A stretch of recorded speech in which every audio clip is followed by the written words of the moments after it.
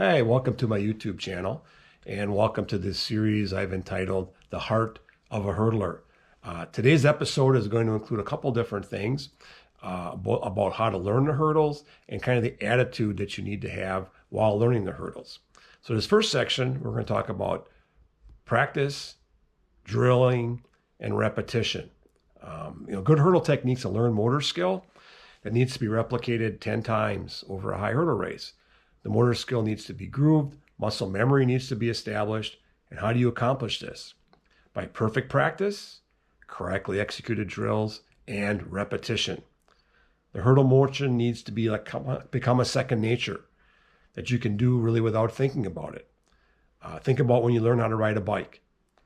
You learn how to balance, and once you learn how to balance, now you can hop on a bike and ride away and not really think about it. Hurdling needs to become the same way. It needs to become automatic. The rhythm of the hurdle motion needs to be rehearsed. The rhythm of a race needs to be rehearsed and practiced. So when you're walking upstairs, I kind of think about the hurdle rhythm. If I'm walking on the sidewalk and there's cracks on the sidewalk, I'm kind of walking along, kind of simulating that hurdle motion, that hurdle rhythm in my head as well. I'm not saying you have to be quite that goofy about it, but that's what I'm thinking about a lot of times when my mind is on hurdles. But along the way, it's going to be hard work. And you're going to have to be patient with yourself, and you're going to have to be positive. The road to success is rarely smooth. That's a hard one. It's hard to be patient, hard to be positive all the time. It's a hard one for all athletes. It can be a big struggle. As a hurdler, you're going to have many ups and downs. My left knee still has plenty of scars from nipping my trail leg over some of those old wooden hurdles. There's going to be falls.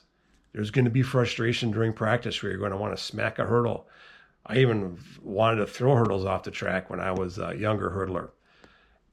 You just have to be able to deal with that and try to stay as positive and as patient as you can.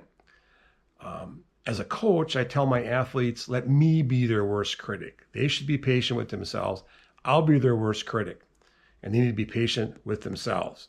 Becoming a good hurdler takes several years, at least, to become a pretty proficient hurdler.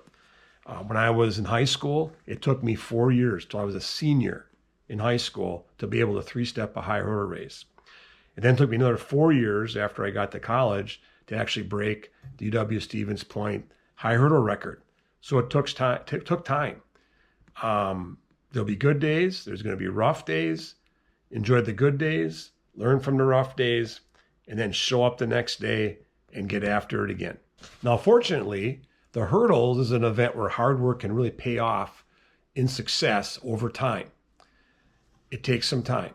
For me, it was letting my body mature a little bit and get a little stronger during my high school days and during my collegiate days. But plenty of hard work was needed along the way. The hurdles are a special event. Not everyone has the work ethic and drive to be able to become a good hurdler. It's easy to get frustrated and want to walk away. I've seen it over and over in my athletic career and also in my coaching career. I have seen otherwise average athletes dedicating themselves to hurdles and having great success. I would probably put myself in that category. Most track athletes can run the 100 meters. Gun goes off, just stay in your lane, finish the race. Not everyone can finish a hurdle race. Not everyone takes the time to become a successful hurdler. That's what makes this such a great event. Thanks for listening.